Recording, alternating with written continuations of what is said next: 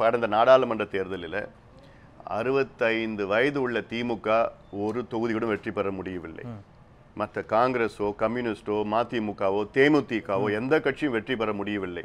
நாங்கள் வெற்றி பெற்றோம். இது எங்கள் மீது வைத்த நம்பிக்கை, மக்கள் வைக்கின்ற நம்பிக்கை தான். அதே ஒரு தொகுதி, இதுவே பெரிய விஷயம். ஏன்னா அண்ணா திமுக ஆளுங்கட்சி பணம் எல்லாத்தையும் வச்சு எல்லாம் வெற்றி பெற்றது. அதை மீறி பணபலத்தை அதிகார பலத்தை மீறி வெற்றி பெற்ற மக்கள் பாஜகவும் ஒரு தொகுதி வெற்றி பெற்றிருக்கிறது. பாஜக ஆட்சி அமைப்புன்னு சொல்றாங்க. இல்ல பாஜக கடந்த காலங்களிலே நாங்கள் 30 20 சட்டமன்ற உறுப்பினர் வெற்றி பெற்றோம். நீங்க சொன்ன அரவிந்த் கெஜ்ரிவால் உதாரணம் அவங்களுக்கும் பொருந்தும் இல்லையா? 7 நாடாளுமன்ற தொகுதியில் வெற்றி பெற்றிருந்தோம்.